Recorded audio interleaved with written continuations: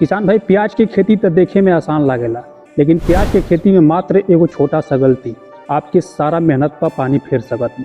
और प्याज की खेती में उहे एगो सही तरीका आपके उत्पादन में चार चांद लगा सकत बा। किसान भाई, देखल जाए तो प्याज की खेती बहुत ही बढ़िया। एक तो एकर मार्केट में सालों भर डिमांड बनल रहेला, और दूसरा जब आपके प्याज के फसल तैयार हो जाला तब मात्र 2 से 3 दिन मेहनत के बाद मार्केट में खूब आसानी से बिक भी जाला। और दूसरा, वो समय पर यदि मार्केट में अच्छा रेट नहीं के मिल पावत तो फिर आप 5-6 महीना खातिर स्टॉक में भी रख सकत बानी।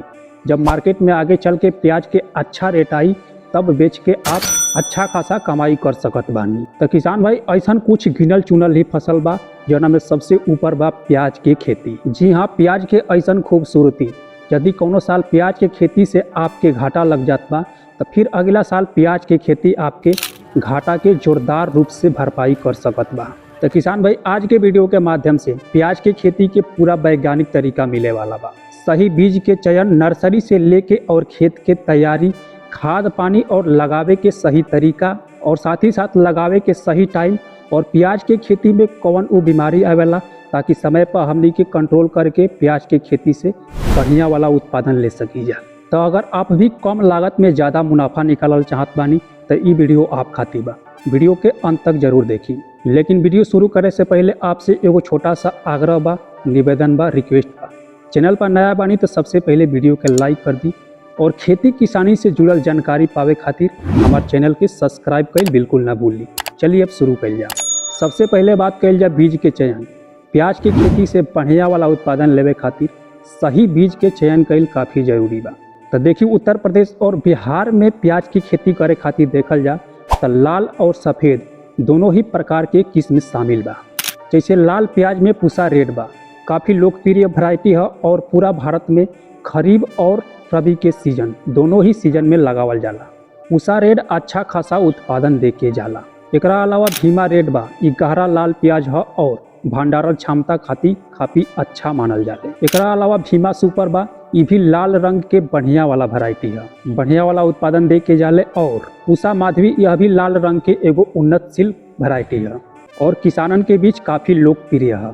एकरा अलावा बात कल जाए सफ़ेद प्याज के तो भीमा श्वेता बा, भीमा शुभ्रा बा, ये सफ़ेद रंग के प्याज है और एकरा से दोनों ही सीजन में अच्छा प्रदर्शन देखे के मिलेला। एकरा अलावा पूसा व्हाइट राउंड बा, यह भी सफ़ेद रंग के प्याज है।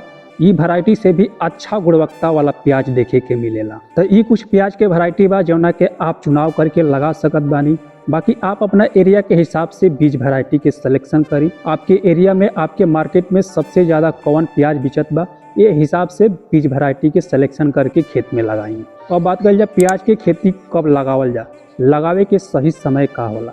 तो देखिए, हमने के भारत में प्याज की खेती 2 सीजन में कइल जाला, एक तो रबी के सीजन में और एक खरीफ के सीजन में। तो आज के वीडियो में बात कर ली कि रबी के सीजन में कौन समय पर नर्सरी तैयार करके अपना खेत में प्याज के ट्रांसप्लांट कर सकत बानी।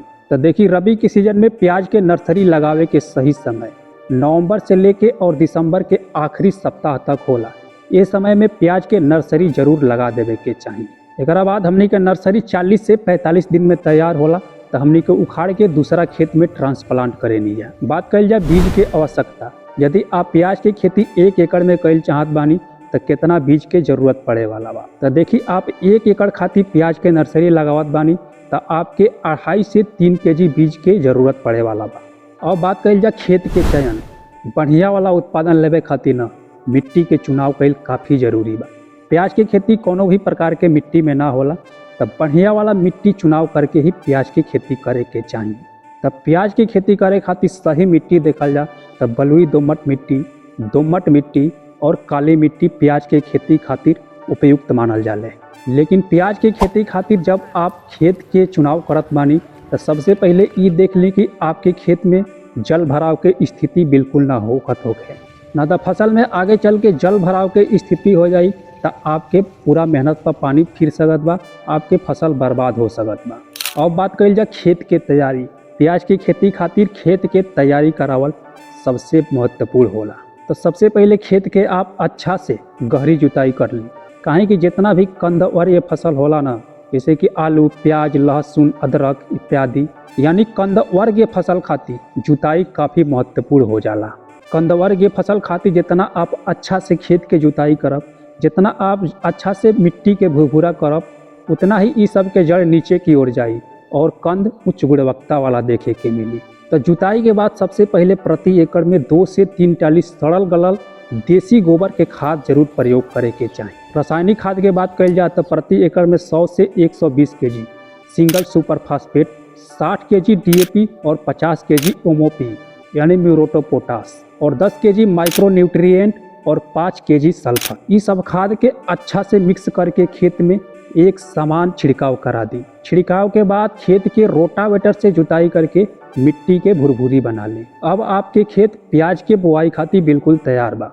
अब बात कल जाए प्याज बुआई के विधि, तो देखिए हमनी के देश में क्यारी बना के भी प्याज के बुआई कल जाला और साथ ही साथ मेढ़ बना के भी प्याज के बुआई कल जाला और बेड बना के भी प्याज के बुआई कल जाला।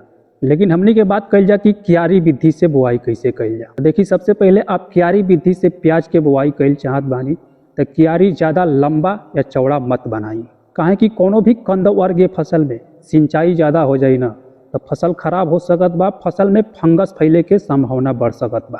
तो सिंचाई के दौरान फसल में ज़्यादा पानी ना लागे, ये खातिर क्यारी के लंबाई और चौड़ाई सीमित ही राखी। अब बात कल जाए कि जब हमने के खेत तैयार हो गई और खेत में नारी क्यारी या मेढ़ बन गई तो नर्सरी उखाड़त समय कौन उस सावधानी बरतल जाओ।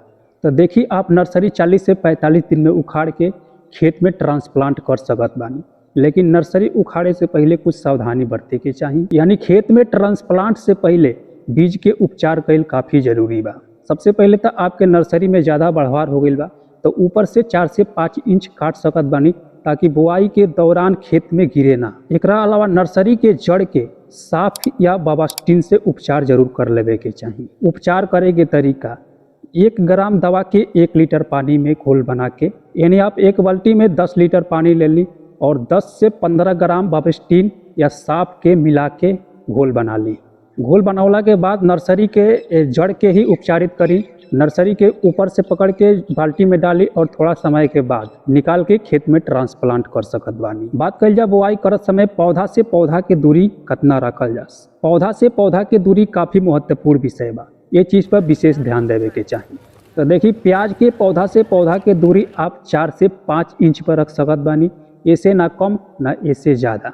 देखिए पौधा से पौधा के दूरी सही बना के रखल काफ़ी जरूरी बा ताकि आगे चल के खेती में कोनो प्रकार की बीमारी ना फैले और प्याज के कंद भी उच्च गुणवत्ता वाला देखे के मिले।